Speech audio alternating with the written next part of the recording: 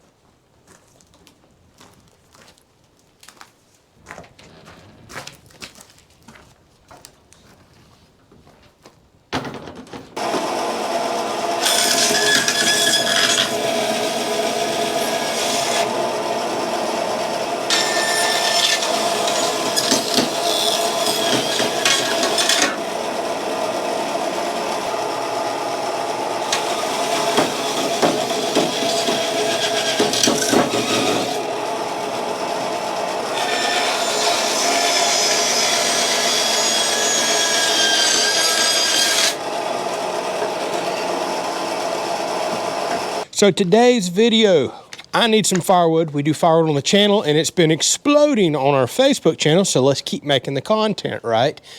I mentioned a while back that I needed a new kindling and small wood splitting axe or hatchet because what I've been using up to this point is pitiful. These are little cheap hatchets that, well, you can just pick up anywhere for dirt cheap in 2 and 3 packs. And I've been running a 28-inch Fiskars splitting axe up around our large campfire, you know, our big fire pit. Anytime I want to split some big 16 to 18-inch wood down, I've been enjoying it. So I knew I kind of wanted to go with Fiskars here. I asked y'all in a recent video, what do y'all recommend? Something smaller, and I got a lot of different responses. So a lot of the responses was either the larger X11 or go with the smaller X7 Fiskars hatchet right here. I could not make my mind up. I watched reviews, read, finally got tired of researching it, and I ordered the larger X11. Now there's some big differences between these. We're going to discuss it and we're going to split and show. Here's the funny thing, you can see I have two. So 2 days after I ordered this one in, we've got the most amazing, kind, generous viewers I've ever seen, y'all. This surprise shows up in the mail for me, along with the Fiskars axe sharpener right here. I didn't order this. Turns out one of our awesome viewers, his name is Mikey G, that's his YouTube handle, surprised me and sent this and the sharpener in. And I was elated because I did not order this, but thought I kind of wanted it, went with this one, and now I have both to test, and you can never have too many of these. Mikey, thank you so much for sending this in. This is awesome. It'll get a lot of use around here. So a lot of y'all are going to be splitting pallet wood up for kindling, and then I have a bunch of oak that I cut down. We need to split kindling up to start our big fire, and especially our solo stove. We use that fire pit a lot on the back porch. And what I like to split down is little small pieces of kindling, and I keep it in a bucket. And this is just how we start our fires. So not only do I like to split down these larger pieces at times, I need something for kindling. And I think both of these are going to cover it. We need to talk about the differences though, because while these look similar and one's just longer, they're not the same at all. And that's what had me so confused on which one to order. These are practically brand new. I've only had a few strikes with them. You can see a few marks right here. Still got a good factory edge. This is the X11 and it claims it's 17 inches overall and it's got a very heavy weight forward head right here. Here's the big thing. Can you see the flare on this? This is just like their typical splitting axe. This is what pops the wood open and what Fiskars is known for. Their bigger splitting axes are flared just like this. The other really important thing about Fiskars and what makes them work so well is all the weight is in the head, in this center line right here. So it feels a little awkward at first, but you get used to it.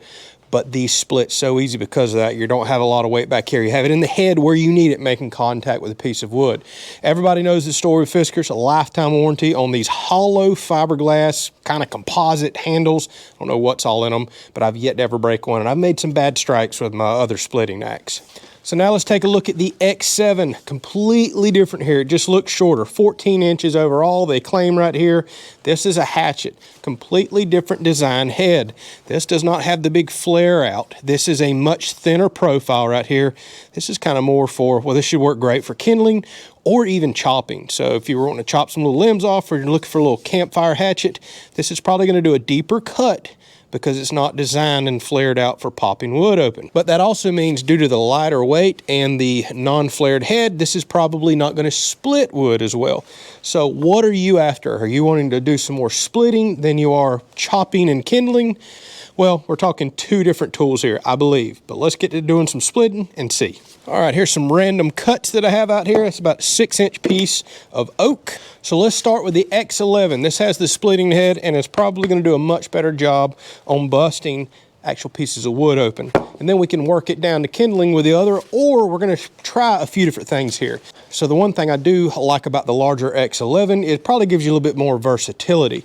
Not only can you use the length and weight of it for splitting, but you can choke up on it to get some more control and work kindling. But it's quite a bit heavier, a little awkward on the wrist. And the one thing I find about the X11 is it's about all I want for a single hand. I'm starting to find that I don't have the accuracy there for the few strikes that I've done, and it's a bit too short for two hands, although you can use two hands. So we're going to one-hand it, and let's see what happens.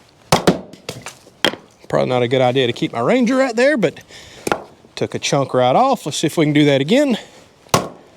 I mean, that's what Fiskars splitting axes are known for, just popping stuff right apart. As you can see, I don't even need to be as aggressive as I was. All right, let's try the little X7 hatchet on some of this. There you go.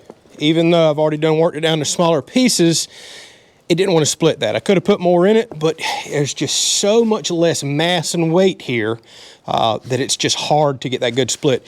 It doesn't have that flared head. However, being short and lightweight, I feel extremely accurate with this.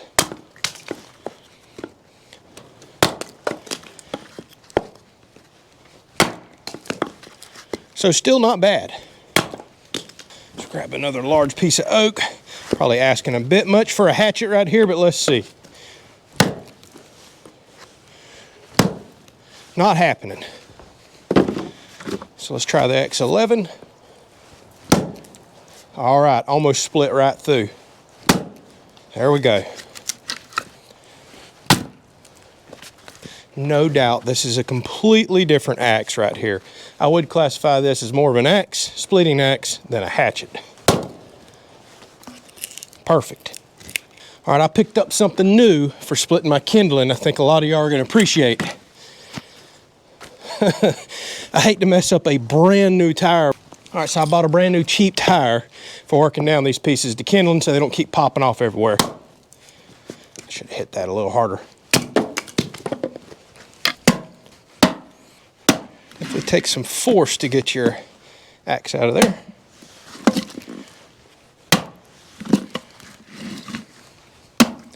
Could probably now take the hatchet and really start working this down.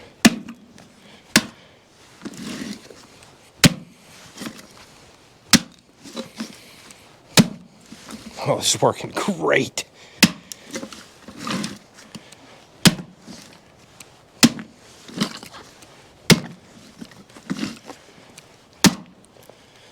All right, check that out.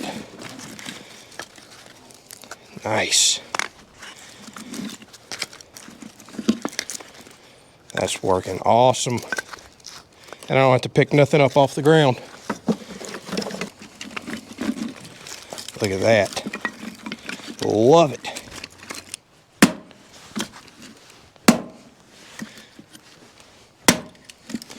All right, so the hatchet is definitely not splitting all the way to the bottom. Oh, no problem with the X11, but it is getting caught in my tire because it's got a bigger blade on it.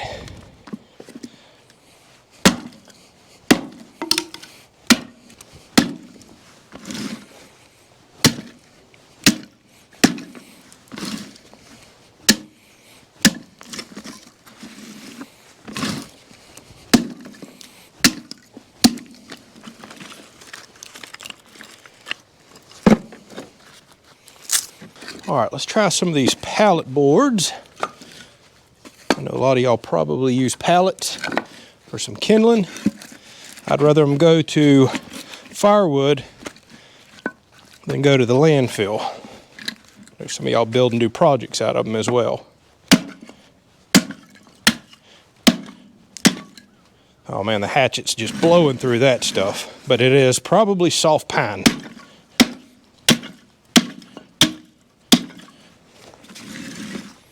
Look at that. Look at how quick that was, and look how much kindling I have. This is working beautiful. Look at that. All right, so it's not taking me long to figure out pros and cons of both. They are definitely two different tools. All right, the next thing worth trying, let's go with the larger X11 and do some choking up. I mean, that works great, no doubt about that.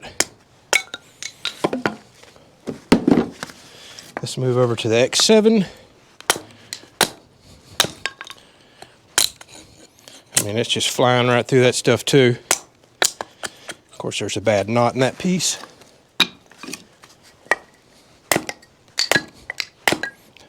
I mean, slicing like butter.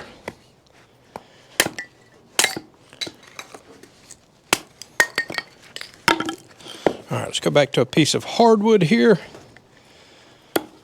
Some oak. Hatchet's struggling with it. Nope. X11. Absolutely no problem. All right, so I think we can quickly make a determination here. Pros and cons, kind of like what I figured. The X11 is going to be more versatile. It's going to split bigger stuff. You can choke up on it and definitely work some kindling down, no problems. But it's got a lot more mass, and I just feel less control here. But you need that mass and extra length if you're going to be doing a little more splitting. Plus, it has the splitting head design. If you're going to be just strictly working on kindling or doing some around the campfire chopping, I don't think you can go wrong with this nice thin design, especially for chopping. Lightweight, shorter handle. I just feel 10 times more accurate with this, which is probably good for working down small pieces of kindling. So it's up to you. If you could only choose one, oh man, it'd be tough. Maybe I'd go with the X11 since you can choke up and work the kindling as well. My vote is for both.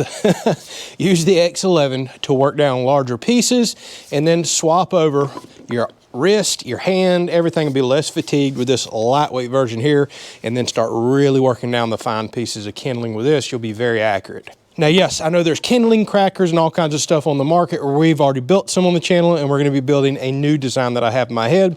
But to quickly come out here once or twice a week, like I'm often doing with these cold spells that we're having, and just work down some wood real quick, these are phenomenal for doing that.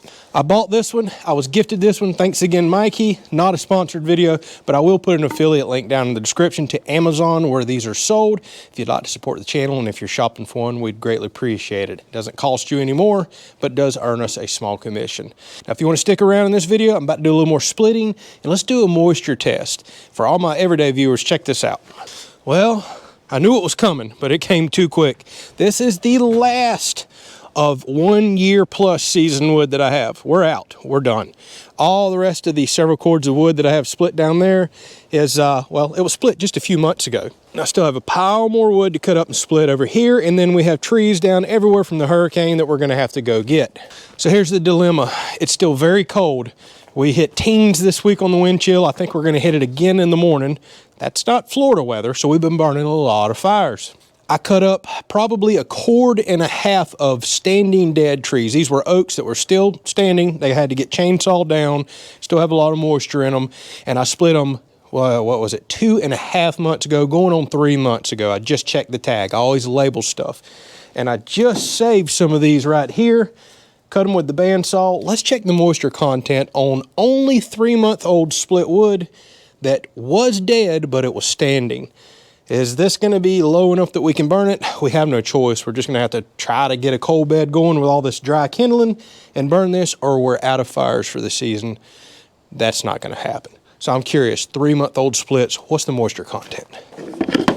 All right, let's check this out. This still feels very heavy and dense, so it's probably got a lot of moisture in it. Split good though. I didn't need to put near that much force in there.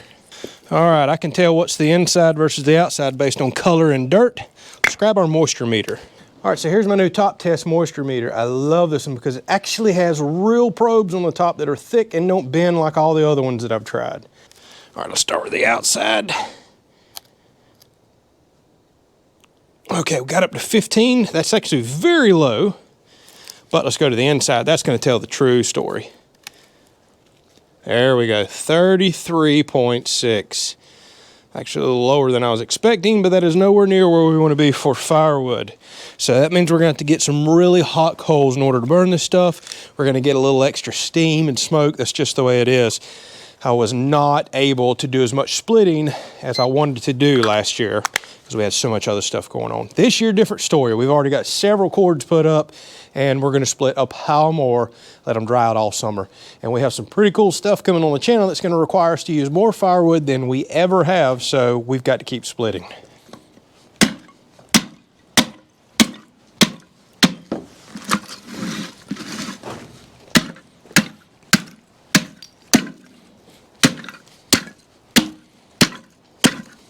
Only thing you got to watch about doing this is I am striking my handle a lot, but these Fiskars are so tough, and the handle's got a lifetime warranty. I'm not expecting any issues.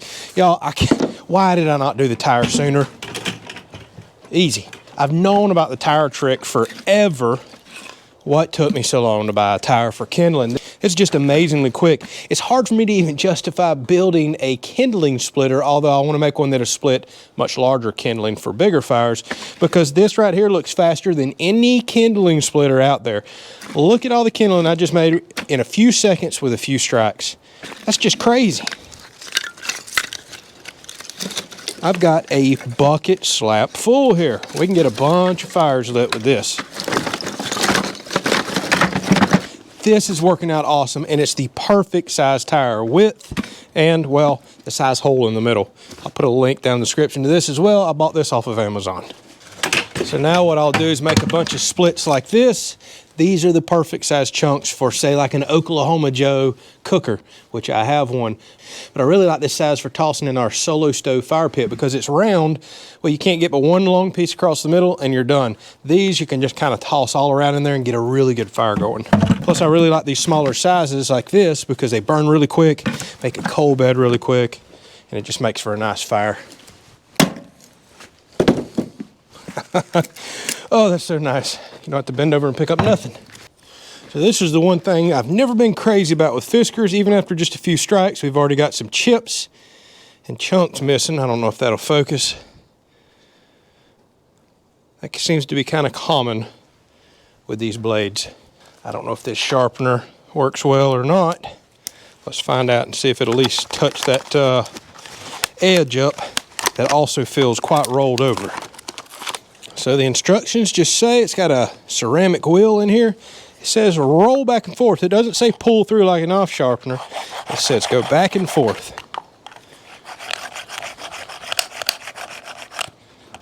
Well, I can tell you the rolled edge is gone. And there's a little bit of a new clean edge. So it did at least take the rolled edge away. All right, y'all, thanks for watching. Mikey, thank you again for such an awesome gift. X7 for kindling, X11 for all your other small splits is my vote right there. And my vote's also for both. Why not?